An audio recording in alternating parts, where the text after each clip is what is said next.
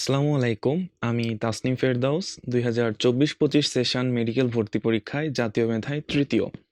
তোমরা যারা সামনে মেডিকেল ভর্তি পরীক্ষায় অংশগ্রহণ করবে, তাদের জন্য আজকের ভিডিওটি অত্যন্ত গুরুত্বপূর্ণ। কিভাবে আমরা পরীক্ষার হলে সময় ম্যানেজমেন্ট করতে পারি, নির্দিষ্ট সময়ের ভেতর যে প্রশ্নগুলো আমরা পারি সেগুলো অ্যান্সার করতে পারি, প্রথমে কোন প্রশ্নগুলো আমরা স্কিপ করব, কোন প্রশ্নগুলো একটু ভাবতে বেশি সময় নিবে, বৃত্ত কিভাবে ভরাট করব, সবকিছু নিয়ে আজকের ভিডিওতে আমাদের আলোচনা থাকবে। তো প্রথমে আমাদের কিছু সতর্কতামূলক কথা মনে রাখতে হবে। যেমন আমরা যখনই প্রশ্নপত্রটি হাতে পাবো, তো আমরা প্রথমে ১ থেকে ১০০ পর্যন্ত এক নজরে দেখে নিব যে আমার প্রশ্নের প্রিন্টগুলো ঠিক আছে কিনা, প্রতিটা প্রশ্ন সঠিকভাবে বোঝা যাচ্ছে কিনা বা ১০০টা প্রশ্ন আসলে আছে কিনা। যদি দেখি সবকিছু ঠিকঠাক আছে, তারপর আমরা আমাদের যে রেজিস্ট্রেশন নাম্বার বা সেট কোড এই জিনিসগুলা খুব সুন্দরভাবে পূরণ করব। এবং এখানে অবশ্যই মনে রাখতে হবে যে রেজিস্ট্রেশন বা সেট কোড যদি আমরা ভুল করি, তাহলে আমরা যত ভালোই পরীক্ষায় দিই আল্টিমেটলি কোনো লাভ হবে না, আমাদের রেজাল্ট আসবে না। এবং যদি তখন কোনো ভুলও হয়ে যায় মনের অজান্তে, তখন যেন আমরা আমাদের যে সম্মানিত শিক্ষকেরা গার্ডে থাকেন তাদেরকে যেন আমরা এই জিনিসটা বলি, স্যার আমার ভুল হয়ে গেছে, আমাকে নতুন একটা প্রশ্ন দেন। আর তারপরের কথা হলো যে আমি ১ থেকে ১০০ পর্যন্ত প্রশ্নটা দেখে নিতে হবে সলভ করার সময়। এখানে হচ্ছে একটা নির্দিষ্ট টাইম রাখতে হবে। যেমন আমি নিজের ক্ষেত্রে ১ম ৩৫ থেকে ৪০ মিনিট সময় বেঁধে রেখেছিলাম ১ থেকে ১০০ পর্যন্ত প্রশ্নগুলো অ্যাটেম্প্ট করার জন্য। তার মানে কি আমি সবগুলো প্রশ্নের উত্তর করব? কখনোই না। যে প্রশ্নগুলো আমি এক দেখায় পারি, খুব বেশি চিন্তা করার প্রয়োজন হয় না, সেগুলো আমি এই ৩৫ থেকে ৪০ মিনিটে দাগিয়ে ফেলবো সঠিক উত্তরটা। তারপরের ২০ মিনিটে যেগুলো আমার গাণিতিক সমস্যা আছে বা নিচের কোনটি এর বৈশিষ্ট্য নয়, সঠিক নয়, এই জিনিসগুলো যেগুলো চিন্তা করার দরকার হয়, এই জিনিসগুলো আমরা পরবর্তী ২০ মিনিটে বা ১৫ মিনিটে আমরা সলভ করার চেষ্টা করব। চলো আমরা এখন সরাসরি প্রশ্নপত্র সমাধানের দিকে চলে যাই। প্রথমেই আমরা আমাদের রোল এবং রেজিস্ট্রেশন নাম্বারগুলা সঠিকভাবে পূরণ করে নিব এবং যদি আমাদের যে শিক্ষকরা গার্ডে থাকেন ওনারা যদি উত্তরপত্রের অংশটি আলাদা করার অনুমতি দেন, তবেই আমরা স্কেল দিয়ে এই পোর্শনটা আলাদা করে আমরা উত্তর দাগানো শুরু করব। আচ্ছা, তো প্রথমে আমরা এই জিনিসটা স্কেল দিয়ে আলাদা করে নিই সতর্কতার সাথে, যেন উত্তরপত্রের কোনো অংশ ছিঁড়ে না যায়।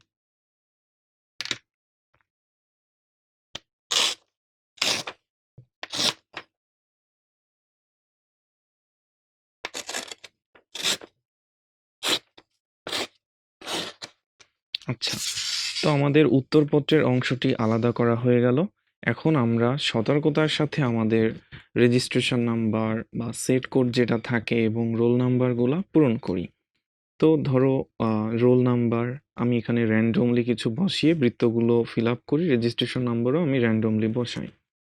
তো ধরো রোল নাম্বার আমার 12593001682 এবং রেজিস্ট্রেশন নাম্বার 2559605। আমাদের রোল নাম্বার এবং রেজিস্ট্রেশন নাম্বার লেখা শেষ। এখন বৃত্ত ভরাটের ক্ষেত্রে একটা জিনিস আমাদের খুব সতর্কভাবে মনে রাখতে হবে যে আমরা যখন বৃত্ত ভরাট করব তখন যেন কলমের কালি ওই সার্কেলের বাইরে না যায় বা কালি যেন ঘষা মাজা হয়ে যেন অপরিষ্কার না দেখায় আমাদের উত্তরপত্রটি।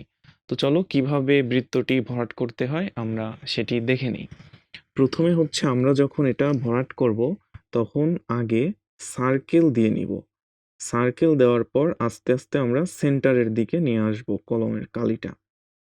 তাহলে আমার আর চারিদিকে যে লেপ্টে যাওয়ার বিষয়টা এটা আর থাকে না। তো চলো আমরা পরেরটা পূরণ করি। 2 5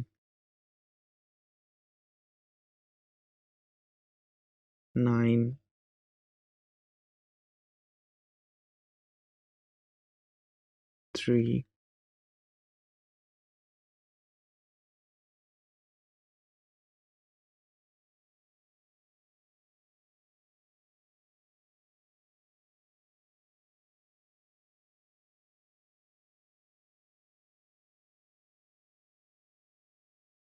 6,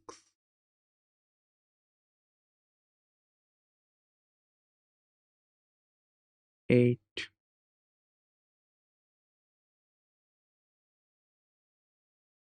2, আমাদের রোল নাম্বার ফিল আপ করা শেষ, এবার রেজিস্ট্রেশন নাম্বার।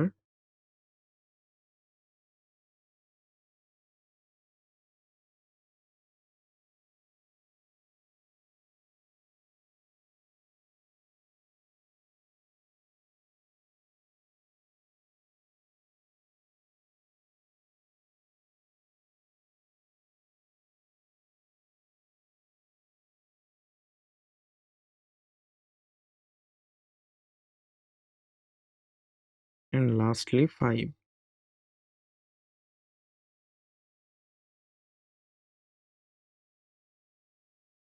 এখন আমরা সরাসরি আমাদের প্রশ্নে চলে যাব।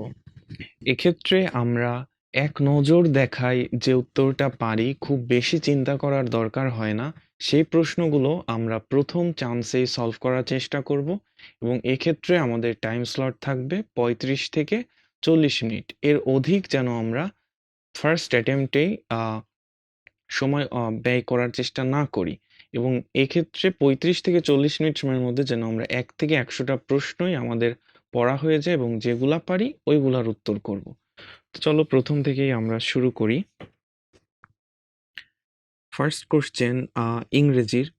এক্ষেত্রে একটা কথা বলে নেওয়া ভালো যে এখানে কোনো অ্যারেঞ্জ মতো থাকবে না যে প্রথমে বায়োলজি, বুটানি, জুওলজি, তারপর ফিজিক্স, কেমিস্ট্রি। আমার যে র্যান্ডমলি কোশ্চেন থাকবে, একটা জিকে, তারপর হতে পারে বায়োলজি, তারপর আবার ইংলিশ।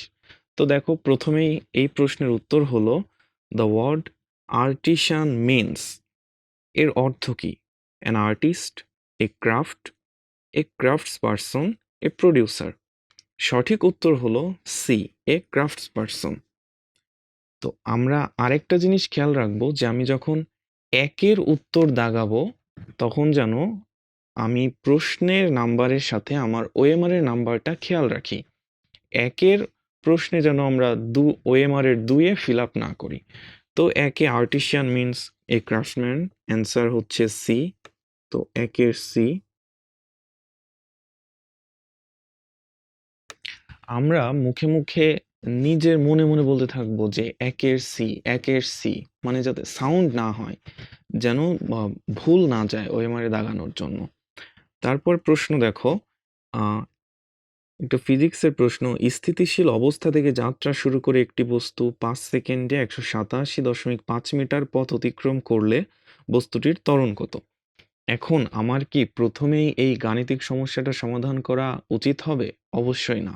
কারণ পরে আমার মস্তিষ্কে অতিরিক্ত একটা প্রেশার ক্রিয়েট হবে নির্দিষ্ট সময়ের প্রতি।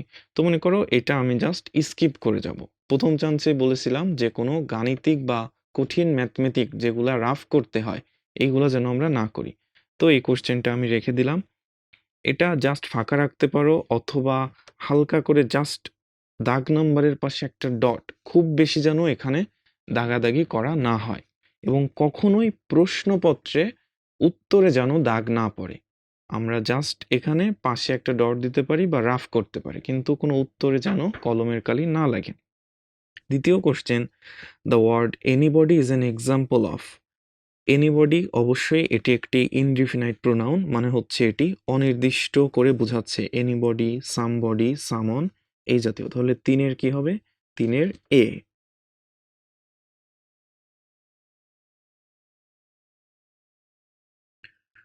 পরবর্তী প্রশ্ন, পৃথিবীর ঘূর্ণন না থাকলে পৃথিবী পৃষ্ঠে কোনো বস্তুর ওজন কত হবে?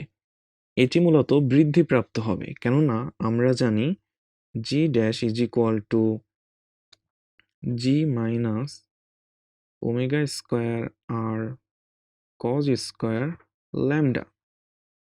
তো এখানে পৃথিবীর ঘূর্ণন না থাকলে মানে এর কৌণিক বেগ 0, ডাব্লিউ ইজ ইকুয়াল টু 0, তার মানে জি এর পরের অংশটুকু 0, অর্থাৎ মেইন জি এর মান থেকে কোনো কিছু বাদ যায় না। তার মানে আমাদের বৃদ্ধি পায়। যদি ঘূর্ণন না থাকে তখন হচ্ছে আমাদের ওজন বৃদ্ধি পায়। জি বৃদ্ধি পাওয়া মানে ওজন, W is equal to M G. তো সেক্ষেত্রে উত্তর হবে বৃদ্ধিপ্রাপ্ত। 4 বি। পেসমেকারের কাজ কি? পেসমেকারের কাজ হৃদরোগ প্রতিরোধ করে, না। রক্ত সঞ্চালন বৃদ্ধি করে, না। রক্তকে তরল রাখে, না। হ্যাঁ, হৃদস্পন্দনের ধীর গতি নিয়ন্ত্রণ করে। তাহলে 5 উত্তর হবে সি।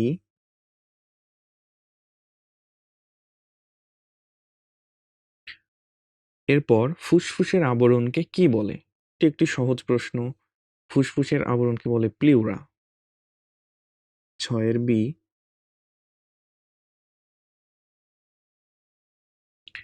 7 ডাক্টাস কুভেরি রুই মাছের কোন তন্ত্রের অংশ? রেচনতন্ত্র, ধমনীতন্ত্র, শ্বসনতন্ত্র নাকি শিরাতন্ত্র? ডাক্টাস কুভেরি অবশ্যই রুই মাছের শিরাতন্ত্রের অংশ। 7 ডি।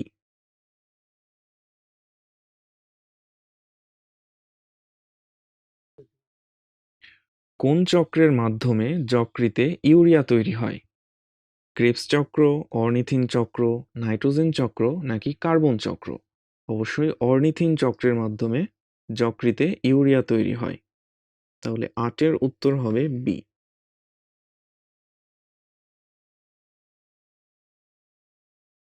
দেখো, এখন পর্যন্ত আমি যেগুলো প্রশ্নের উত্তর করলাম 2 নাম্বার অর্থাৎ ফিজিক্সের ওই গাণিতিক সমস্যাটা বাদে বাকিগুলো কিন্তু আমার খুব বেশি হিসাব করতে হচ্ছে না।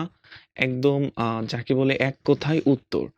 এই ধরনের প্রশ্নগুলোই আমি প্রথম চান্সে করার চেষ্টা করব, অর্থাৎ প্রথম 35 থেকে 40 মিনিটে।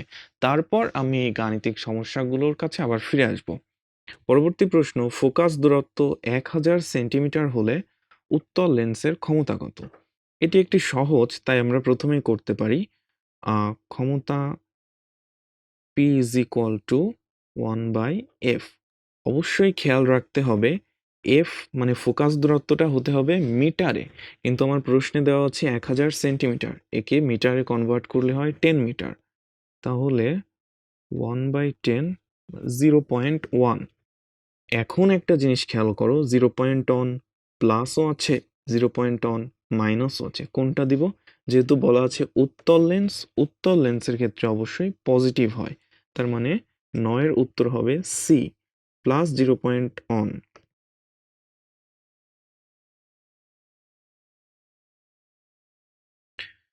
এরপর নিচের কোনটি প্রধান গ্রিনহাউস গ্যাস? খুবই সহজ প্রশ্ন। প্রধান গ্রিনহাউস গ্যাস কার্বন ডাইঅক্সাইড, কারণ এটি যে বৈশ্বিক উষ্ণায়ন এর 50 ভাগের জন্য দায়ী হচ্ছে কার্বন ডাইঅক্সাইড। তাহলে 10 সি।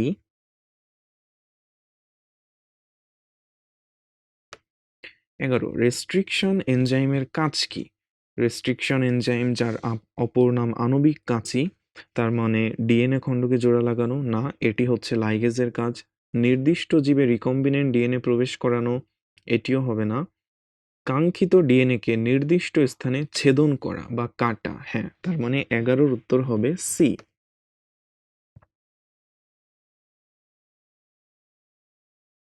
এখানে আরেকটা কথা বলে রাখা ভালো, আমি যদি জানিও সিটা উত্তর, কিন্তু উচিত হবে আমার 4টি অপশানই পড়ে নেওয়া।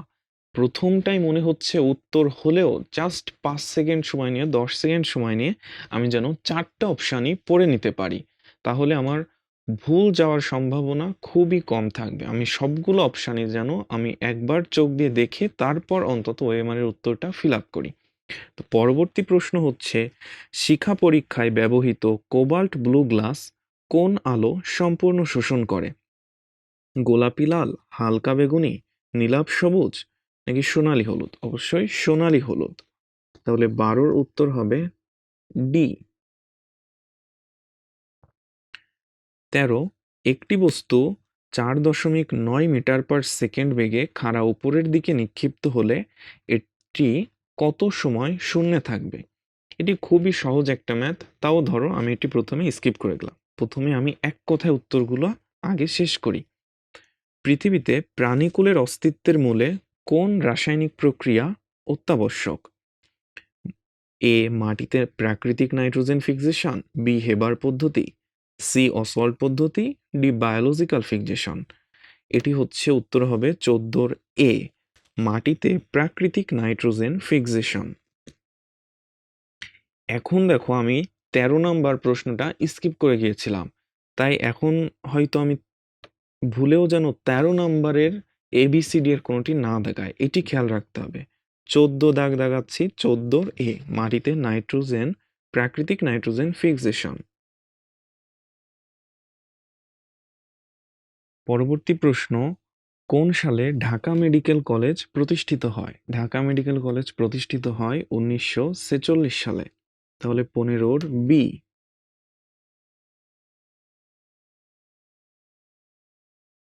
১৬ নাম্বার, ক্রেবস চক্র কোথায় সংঘটিত হয়? ক্লোরোপ্লাস্ট, সাইটোপ্লাজম, রাইবোজোম নাকি মাইটোকন্ড্রিয়া? ক্রেবস চক্র অর্থাৎ সবাত শ্বসনের তৃতীয় ধাপ সংঘটিত হয় মাইটোকন্ড্রিয়ায়। তাহলে ১৬ ডি।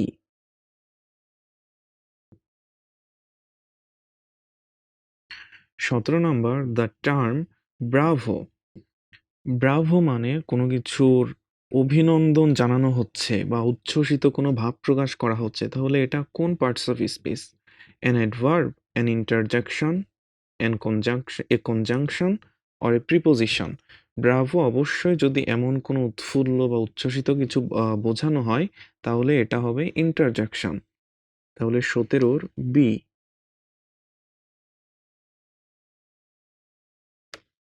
আচ্ছা, এরপর পূর্ণবয়স্ক সুস্থ মানুষের দুই বৃক্কে প্রতি মিনিটে মোট রক্ত সঞ্চালনের পরিমাণ কত? ১৫০০ মিলি, ১২০০ মিলি, ২৫০ মিলি নাকি ৩৭৫ মিলি? অবশ্যই প্রতি মিনিটে রক্ত সঞ্চালন হয় ১২০০ মিলি। তাহলে ১৮র উত্তর হবে ২, মানে বি। আর যদি বলতো গ্লোমেরুলাস ফিল্ট্রেট উৎপন্ন হয় কতটুক, সেটা হতো ১২৫ মিলি। পরবর্তী, নিচের কোনটি মালভেসি গোত্রের উদ্ভিদ? জব, চোরকাঁটা, কার্পাসতুলা নাকি আখ? মালভেসি গোত্রের উদ্ভিদ হলো কার্পাসতুলা, ১৯ সি।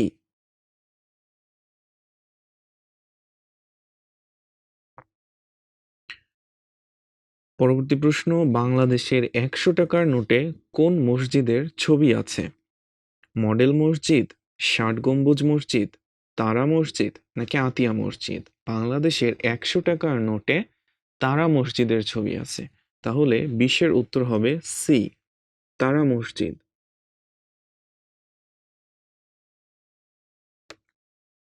২১, সোডিয়াম ক্লোরাইড দ্রবণের বৈশিষ্ট্য কোনটি?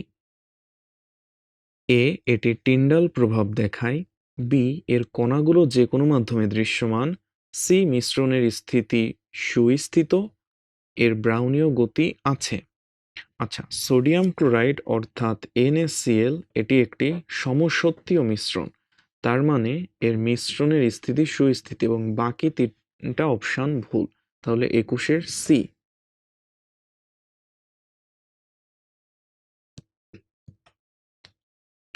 ২২, which of the following sentences is correct? Can you run as fast as he runs? Can you run as fast as he? Can you run as fast as he can? Can you run as fast as he could? আচ্ছা, তো এই প্রশ্নের সর্বোৎকৃষ্ট উত্তর হচ্ছে can you run as fast as he, B নাম্বারটা। কেন? কারণ হচ্ছে ইংলিশে রিডান্ডেন্সি বা বাংলায় যাকে বলি আমরা বাহুল্য দোষ, এই জিনিসটা থেকে বিরত থাকার জন্য হি এর পরে যেন অন্য কোনো ভার্ব বাকি তিনটা অপশনেই আছে। ডি নাম্বার তো হবেই না, কারণ প্রথমে আছে ক্যান অর্থাৎ প্রেজেন্ট বাট পরে পাস্ট হয়ে গেছে। এখন এ আর এ বি সি নিয়ে কনফিউশন হতে পারে, তো এক্ষেত্রে সর্বোৎকৃষ্ট ধরা যায় বি অর্থাৎ can you run as fast as he, redundancy এড়িয়ে।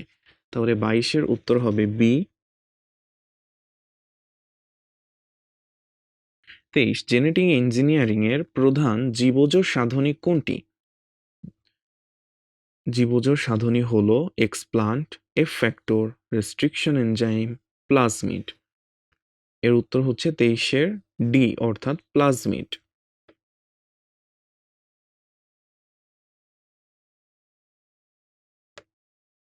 24 উন্নত প্রজাতির বীজ তৈরিতে নিচের কোনটি ব্যবহৃত হয়? হাইড্রোজেন? না। লেজার রশ্মি? না। এক্স-রে? এটিও না। তাহলে রেডিও আইসোটোপ। উন্নত প্রজাতির বীজ তৈরিতে নিচের কোনটি ব্যবহৃত হয়? 24 এর বি, রেডিও আইসোটোপ। এভাবে আমরা ১০০ পর্যন্ত প্রশ্নগুলো দাগানোর চেষ্টা করতে থাকব। তবে এখন আমি আ খুবই সংক্ষেপে যে প্রশ্নগুলা খুবই সহজ, এই জিনিসগুলা হচ্ছে না দাগিয়ে যেগুলো একটু কঠিন মনে হয়, ট্রিকি, স্কিপ করার দরকার হতে পারে, ওই প্রশ্নগুলো আমি টাচ করব। তো চলো আবার আমরা শুরু করি। এরপর ধরো আমি একটা জিকে প্রশ্নে যাই। সড়ক পথে সংক্ষিপ্ত দূরত্বে টেকনাফ থেকে তেঁতুলিয়া যেতে হলে নিচের কোন জেলাটি অতিক্রম করতে হবে? খেয়াল করে দেখো, এই প্রশ্নটি কিন্তু সরাসরি আমি কোনো বইয়ে পাবো না বা ওইভাবে বিগত সালের কোনো প্রশ্ন না। তাহলে এটি কিভাবে আমি সলভ করতে পারি? দেখো, টেকনাফ থেকে তেঁতুলিয়া যেতে, টেকনাফ হচ্ছে বাংলাদেশের সর্ব দক্ষিণের উপজেলা, তেঁতুলিয়া হচ্ছে বাংলাদেশের সর্ব উত্তরের উপজেলা। তো বাংলাদেশের এই এক প্রান্ত থেকে আরেক প্রান্তে যেতে হলে, অর্থাৎ টেকনাফ থেকে তেঁতুলিয়া সড়ক পথে যেতে হলে আমাকে একটা সেতু অবশ্যই অতিক্রম করতে হবে এবং সেটি হচ্ছে যমুনা সেতু। তাহলে যমুনা সেতুর দুই প্রান্তে কোন দুইটি জেলা রয়েছে? একটা হচ্ছে টাঙ্গাইল এবং আরেকটা হচ্ছে সিরাজগঞ্জ। এখন চলো আমরা অপশনগুলো একটু খেয়াল করি। Option A Naogaon, option B Kurigram, option C Sirajganj, option D Lakshmipur. দেখেছো, তার মানে আমরা সিরাজগঞ্জটাই এখানে উত্তর হিসেবে নিতে পারি। এই প্রশ্নটি মূলত একটু কনসেপচুয়াল প্রশ্ন, এভাবে একটু মাথা ঠান্ডা করে ট্রিকি উপায়ে এর উত্তরটি করতে হবে। তো 27-এর উত্তর হবে সি।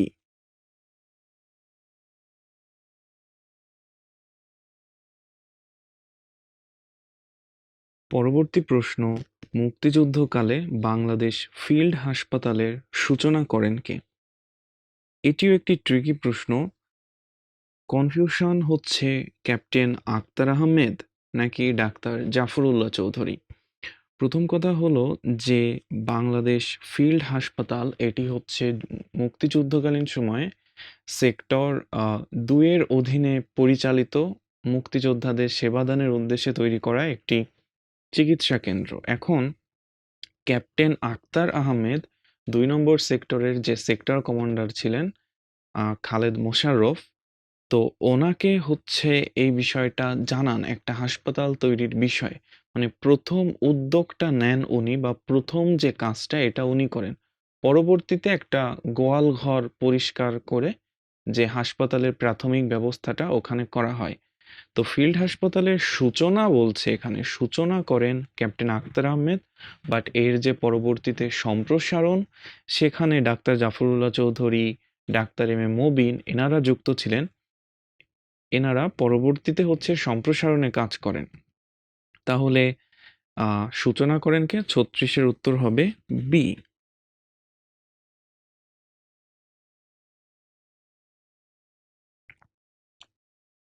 এরপরে যদি আমরা আরেকটা কোশ্চেন দেখতে চাই যে ধরো নিচের কোনটি সামঞ্জস্যতা বিক্রিয়া?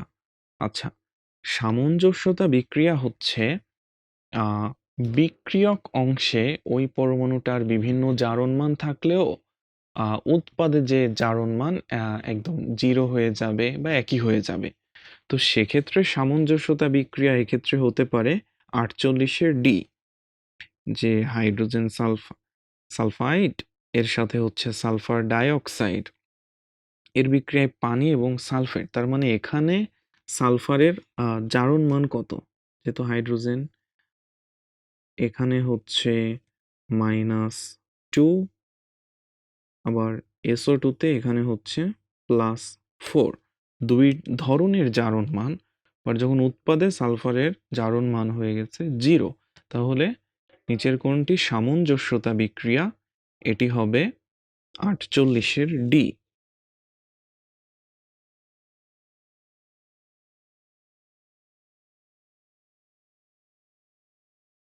আমি এখন সবগুলো দাগাতে গেলে হয়তো ভিডিও খুব লম্বা বা দীর্ঘায়িত হতে পারে। এজন্য যে প্রশ্নগুলো সমস্যা করতে পারে বা পরীক্ষার হলে আমাদের টেনশনে ফেলে দিতে পারে, বা গাণিতিক সমস্যা যেগুলা খুব সংক্ষেপে প্রশ্নের উপর আমার রাফ করতে হবে, এই জিনিসগুলো আমি এখন দেখানোর ট্রাই করি।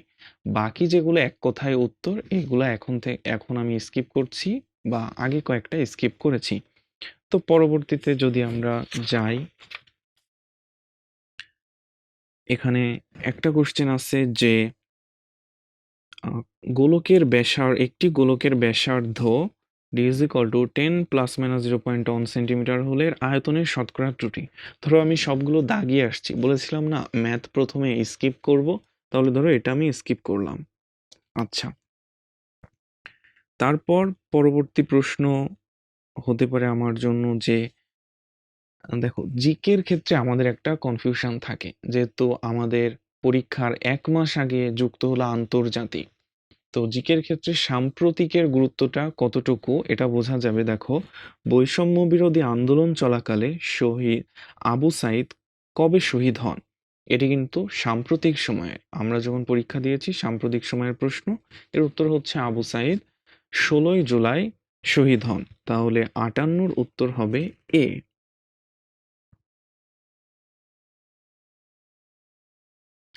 সাম্প্রতিক থেকে আরো একটা প্রশ্ন, গাজায় সাম্প্রতিককালের সংঘর্ষ কবে শুরু হয়? সেপ্টেম্বর 2023, নভেম্বর 2023, অক্টোবর 2023 নাকি ডিসেম্বর 2023? এটিও তখনকার খুবই একটা বলা যায় খবরের শিরোনাম ছিল যে ইসরায়েল এবং ফিলিস্তিন যুদ্ধ, গাজায় নির্মম যে হত্যাকাণ্ড। তাহলে এক্ষেত্রে উত্তর হবে অক্টোবর 2023, অর্থাৎ 67-র সি।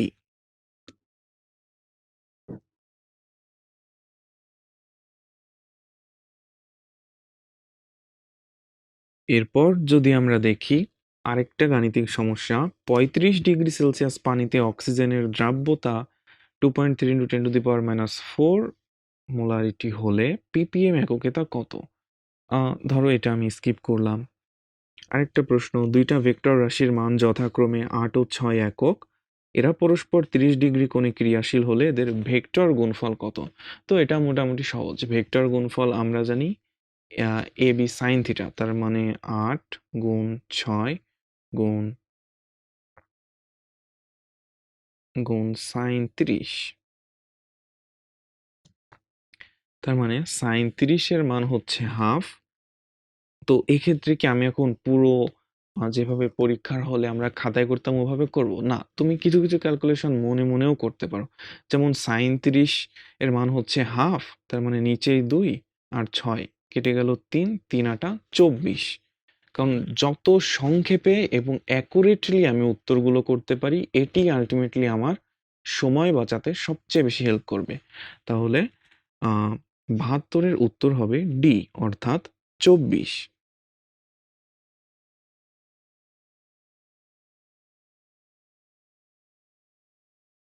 আচ্ছা, এবার পরবর্তী প্রশ্ন, ধরো এনজিওপ্লাস্টি করলে কি হয়?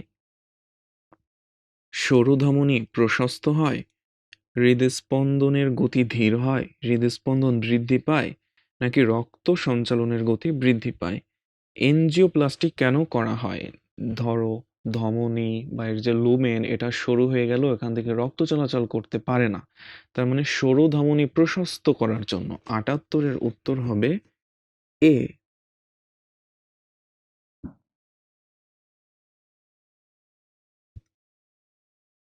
আরেকটা গাণিতিক সমস্যা, স্থিত অবস্থা থেকে কোনো বস্তু কণা সুষম ত্বরণে অনুভূমিক সরলরেখা বরাবর যাত্রা শুরু করলো, চতুর্থ ও তৃতীয় সেকেন্ডে তার অতিক্রান্ত দূরত্বের অনুপাত।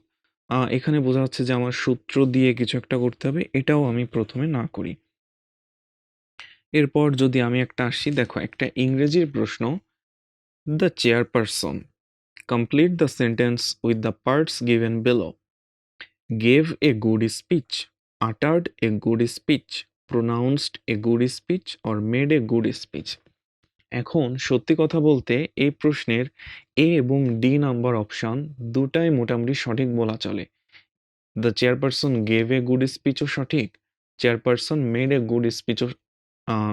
গুড স্পিচ এটাও সঠিক। এখন তাহলে আমি কোনটা দাগাবো?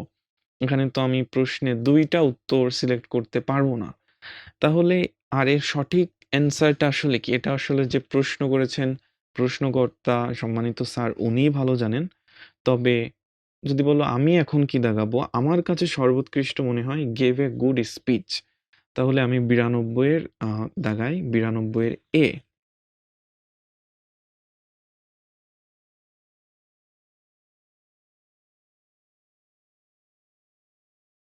made a good is gave a good speech। আরো একটি প্রশ্ন, কোন দ্রবণের OH আয়নের ঘনমাত্রা এত হলে তার pH কত? তার মানে এটিও আমার ম্যাথ ক্যালকুলেশন করতে হবে।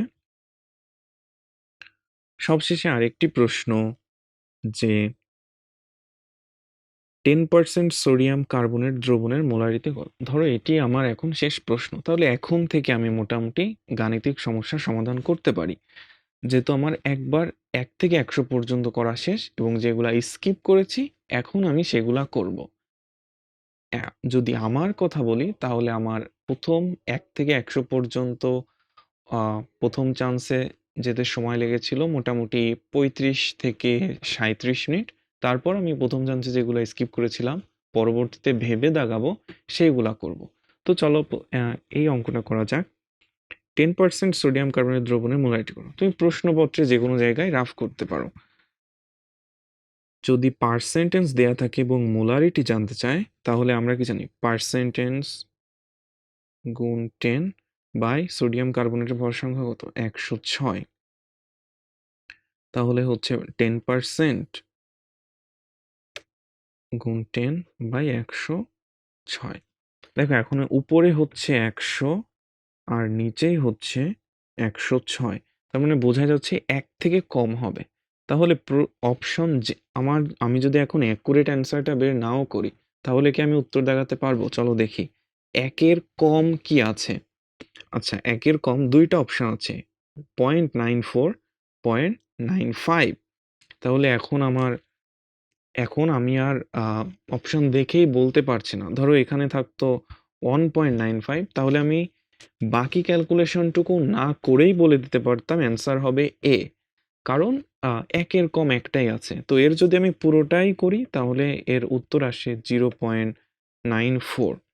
তাহলে ৯৭ এর এ।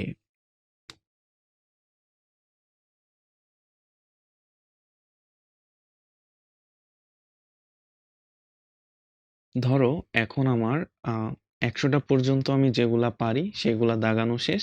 এখন আমি প্রথমে যেগুলা স্কিপ করেছিলাম কিছু গাণিতিক সমস্যা ছিল ওইগুলা এখন সমাধানের চেষ্টা করব।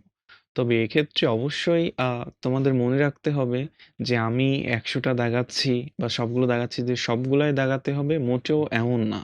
যেমন আমি আর ব্যক্তিগত ক্ষেত্রে আমি পরীক্ষার হলে ৯৮ টা প্রশ্নের উত্তর দিয়েছিলাম এবং ২ টা প্রশ্ন স্কিপ করেছিলাম। তো এখন তুমি কয়টা স্কিপ করবে বা দাগাবে?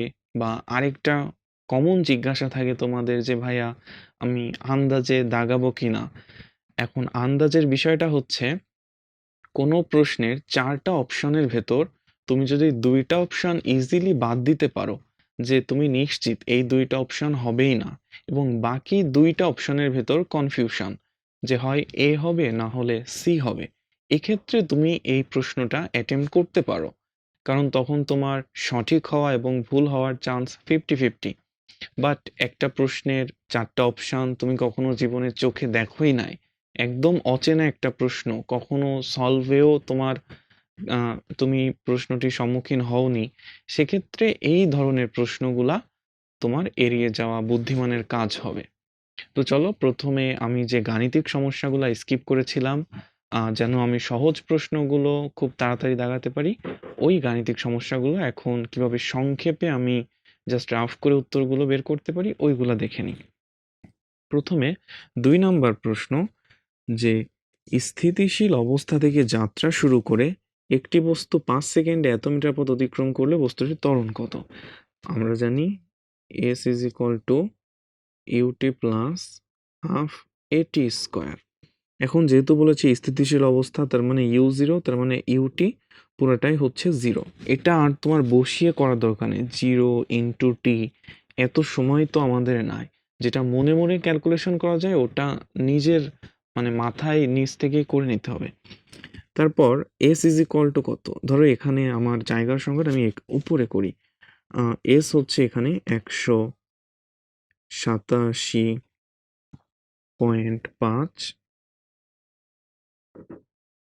ইন্টু হাফ, ত্বরণ জানতে চেয়েছে এ, টি স্কোয়ার, টি কত 5 সেকেন্ডে, তার মানে 5 স্কোয়ার ইন্টু 25। আচ্ছা, তাহলে এখানে দেখো দ্রুত করার সুবিধার্থে 2 হাফ এপাশে গেলে ইন্টু 2 হয়ে যায়, তার মানে হয় 375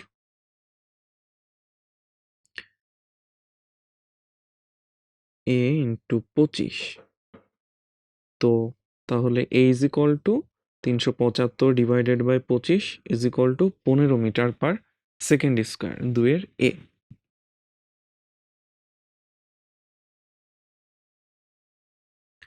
তো দেখো এই প্রশ্নটা কিন্তু খুব যে কঠিন মোটেও না, সহজ প্রশ্ন। কিন্তু এই যে আমার মাথা খাটিয়ে সূত্র বসিয়ে ক্যালকুলেশন করতে হচ্ছে, করে উত্তরটা বের করতে হচ্ছে, এই যে একটা সময়ের ব্যাপার, এবং মনে মনে কাটাকাটি করার যে ব্যাপার, হাফ এপাশে নিয়ে গেলে 2 গুণ হয়ে এত হচ্ছে, এই জিনিসগুলা যেন আমরা প্রথমে না করে প্রথমে একদম এক কথায় উত্তরগুলা সম্পন্ন করতে পারি, এটাই ছিল আমার উদ্দেশ্য স্কিপ করার। আমি চাইলে এটা প্রথমেও খুব সহজে করতে পারতাম, কিন্তু পরীক্ষার হলে ১ ঘন্টা টাইম, আমার এতগুলা প্রেশার, সময়, আবার এক্সপেকটেশন, এখন হয়তো সহজ মনে হচ্ছে কিন্তু পরীক্ষার হলের পরিবেশটা সম্পূর্ণ ভিন্ন থাকে। তখন এই নিয়মটা যদি তোমরা ফলো করো তাহলে দেখবা যে খুব সহজেই সহজ প্রশ্নগুলা তোমাদের আর ভুল হচ্ছে না। তো পরবর্তী প্রশ্নে আমরা চলে যাই, ১৩ নম্বর প্রশ্ন। দেখো, একটি বস্তু ৪.৯ মিটার পার সেকেন্ড বেগে খাড়া উপরের দিকে নিক্ষিপ্ত হলে এটি কত সময় শূন্যে থাকবে? আচ্ছা, তার মানে এর হচ্ছে যে উড্ডয়ন কাল যেটা বোঝানো হচ্ছে, তাহলে উড্ডয়ন কাল কত, কত সময়, টি ইজ ইকুয়াল টু 2u/g, তার মানে 2 ইন্টু 4.9 বা জি এর মান কত 9.8। তাহলে দেখো 4.9 ইন্টু 2 মানে 9.8 ডিভাইডেড বাই 9.8, কাটাকাটি হয়ে যায়, তার মানে থাকি 1 সেকেন্ড, 13 বি।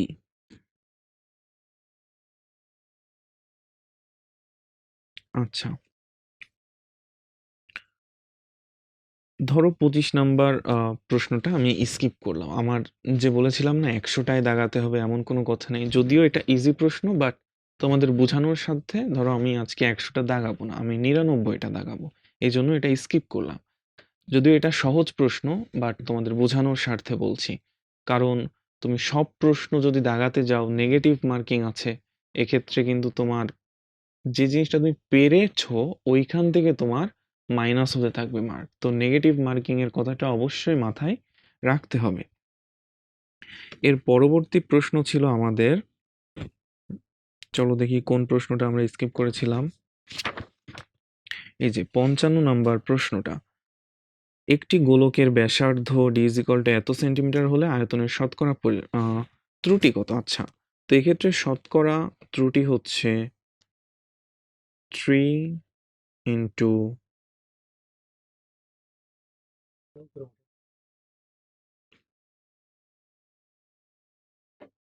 যেটা আমার ত্রুটি বাই আমার যে মেইন ব্যাসার্ধটা 10, আচ্ছা, ইন্টু 100%।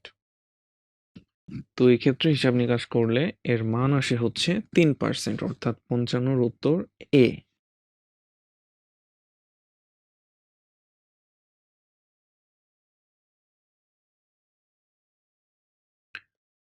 এখন কোনটা স্কিপ করেছো এটা তুমি চাইলে ওএমআরেও তাকাতে পারো কোনটা বাদ আছে, অথবা আমি যে ছোট্ট একটা ডট দিয়েছিলাম কোশ্চেন নাম্বারের পাশে, এটাও তুমি চাইলে দেখতে পারো। তো দেখো 70 নাম্বার প্রশ্নটা, 35 ডিগ্রি সেলসিয়াস পানিতে অক্সিজেনের দ্রাব্যতা এত হলে পিপিএম এককে তা কত? তো মোলারিটি দেওয়া আছে, পিপিএম এর কত হবে? এর সূত্র হচ্ছে পিপিএম ইজ ইকুয়াল টু, ধরো আমার এখানে জায়গা কম, আমি এখানেই লিখি এসএম ইন্টু 1000, তাই না? তো এস কত, এস মানে molarity, 2.3 into 10 to the power minus 4 এর যে আণবিক ভর O2 মানে হচ্ছে 32 32 ইন্টু 1000। তো এটা যদি আমরা হিসাব করি আলটিমেট মান আসে হচ্ছে 7.36 অর্থাৎ 70-এর উত্তর হবে সি।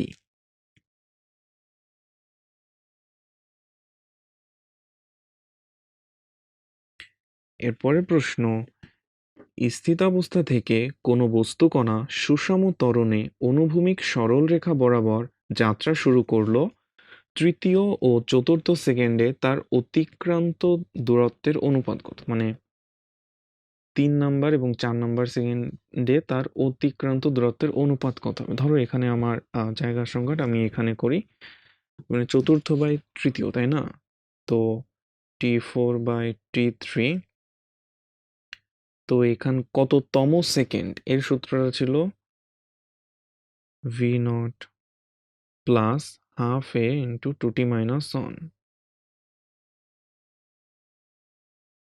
আচ্ছা, V0 plus half a two t minus 1।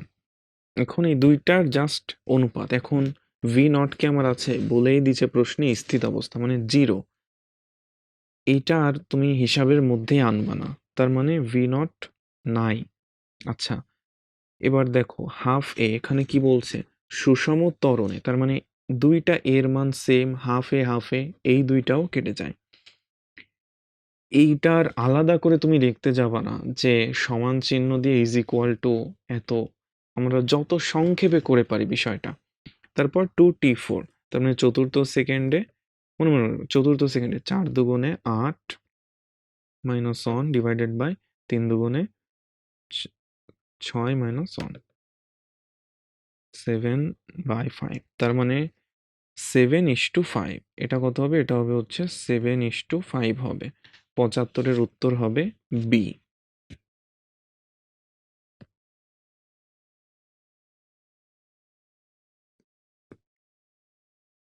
আমাদের কি আর কোনো প্রশ্ন বাকি আছে? হ্যাঁ, আরেকটা প্রশ্ন বাকি আছে আমাদের। কোন দ্রবণের OH আয়নের ঘনমাত্রা এত হলে তার pH কত?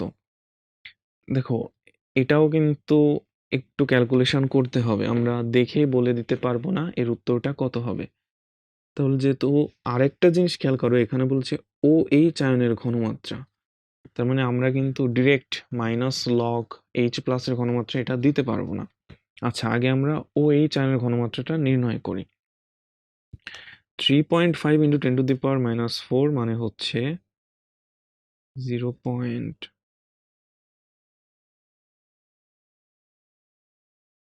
তো আমাদের হিসাবের সুবিধার্থে আমরা 0.00035 কে 0.0004 ধরলাম, এটা আমাদের হিসাবের সুবিধার্থে। আচ্ছা, তাহলে আমরা এখন POH এর মান নির্ণয় করি। POH is equal to minus log OH আয়নের ঘনমাত্রা মাইনাস লগ OH আয়নের ঘনমাত্রা হিসাবে সুবিধার্থে আমরা ধরেছিলাম 0.4, অর্থাৎ minus log 4 into 10 to the power minus 4।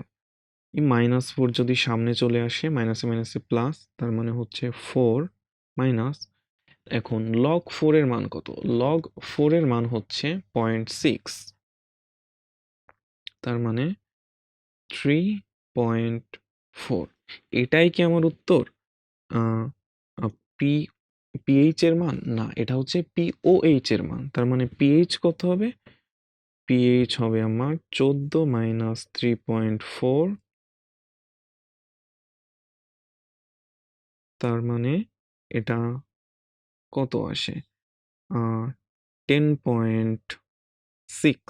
আচ্ছা, এখন 10.6 নাই, এর কাছাকাছি অপশন হচ্ছে 10.54।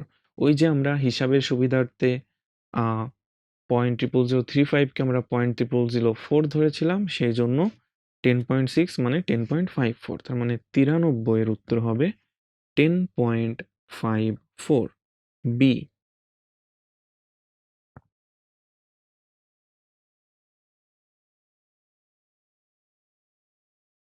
দেখ, এই প্রশ্নটা উত্তর করার একটাই কারণ, তুমি যদি 3-5 দিয়ে করতে যেতে এটা অনেক কমপ্লেক্স হয়ে যেত। কারণ পিএইচ এর ম্যাথ যখন আমরা হাতে করতে যাই তখন আমরা লগের পর যে পূর্ণ সংখ্যাটা থাকে এটার হিসাব করি, লগ 1 2 3 4 এভাবে একটা জিনিস মনে রাখি। তো সেইটার এই ট্রিক্সটা অ্যাপ্লাই করে কিন্তু আমি খুব সহজে এটা উত্তর করতে পারতাম, যেহেতু হাতে আমাদের ক্যালকুলেটর নাই। তো এই জিনিসগুলা মাথায় রাখতে হবে। তো মোটামুটি আমার ১০০টা প্রশ্নের ভেতর যেগুলা পেরেছি আমার দাগানো শেষ। আমি বলা যায় মোটামুটি একটা প্রশ্ন ধরো স্কিপ করলাম। তুমি চাইলে ১০০টাও দাগাইতে পারো যদি তোমার সে কনফিডেন্স থাকে, অথবা তুমি চাইলে আ আরো ১-২টা প্রশ্ন কম। তবে অবশ্যই একটা জিনিস আ যেটা আমি পার্সোনালি মনে করি যে ৯০ এর কম কখনোই দাগানো উচিত না। কারণ আল্টিমেটলি এটা একটা কম্পিটিটিভ এক্সাম। উম সারা দেশের যেখানে শিক্ষার্থীরা এই আ পরীক্ষাটা দেয় সেখানে যদি আমি আগে থেকেই ৭০টা ৭৫টা নিশ্চিত ভেবে দাগিয়ে আসি, আমার চান্স হবে কিনা এটা কিন্তু আমি নিশ্চিতভাবে বলতে পারব না। তাই যথাসম্ভব 90 আপ বা 95 প্লাস হলে আরো ভালো। তুমি ২, ৩ টা ৪ টা প্রশ্ন ইচ্ছা করলে স্কিপ করতে পারো। বাট ৯০, ৯৫ হচ্ছে সবথেকে আইডিয়াল বলা যায়। ৯৫ এর কম আ যেন আমরা না দাগাই। তবে এক্ষেত্রে আবার আমরা আন্দাজে দাগাতে যাব না। যে কথাগুলো আমি আগেই বললাম। তো মোটামুটি এই জিনিসগুলাই খেয়াল রাখতে হবে। আর ১০০ টা দাগানো শেষ হলেও তুমি আরেকবার ওএমআর শিটে চোখ বুলিয়ে নিবে যে মনের অজান্তেও কোনোটা বাদ দিলে কিনা। নাকি মোটামুটি যে ১ টা ২ টা নিজ ইচ্ছায় বাদ দিয়েছো তা বাদে বাকি সবগুলোই মোটামুটি ফিল আপ করা হয়েছে। তো এখন বলা যায় যে আ আমার পরীক্ষা দেওয়া মোটামুটি শেষ। এখন খাতা জমা দেওয়ার পালা, এবং লাস্টলি দেখে নিবা আ অবশ্যই যারা গার্ডে থাকবেন যেন সিগনেচার করে দেয় এখানে, এই জিনিসটা অবশ্যই তোমরা এনশিওর করবা। তো আজকের বলা যায় মেডিকেলের ১ ঘন্টা সময় আমরা পার করলাম কিভাবে আ হলের পরিবেশে আমরা এক্সাম দিতে পারি, এবং সবচেয়ে বড় কথা হচ্ছে যে মেডিকেল পরীক্ষায় ইটস এ মেন্টাল গেম। আমি কতটা প্রস্তুতি নিয়ে গিয়েছি, কত ইনফরমেশন আমি মাথায় গ্যাদার করে নিয়ে গিয়েছি, তার থেকে বড় কথা হচ্ছে আমি কতটা কুল, কতটা শান্তভাবে থেকে, শান্তচিত্তে থেকে আমি প্রশ্নগুলা উত্তর করতে পারি। ওই ১ ঘন্টা সময় পার করতে পারি। তো সবাই আশা করি যখন প্র্যাকটিস করবা কোয়েশ্চেন, বা যখন বিভিন্ন ব্রাঞ্চে পরীক্ষা দিবা, উইকলি এক্সাম দিবা, মান্থলি এক্সাম দিবা, তখন নিজে যতটা সম্ভব শান্ত থেকে নিজে যতটুকু পারি এই জিনিসগুলার উপর খেয়াল রেখেই মূলত পরীক্ষাগুলা দেওয়া উচিত। তো আজকে এ পর্যন্তই। সকলের জন্য শুভকামনা।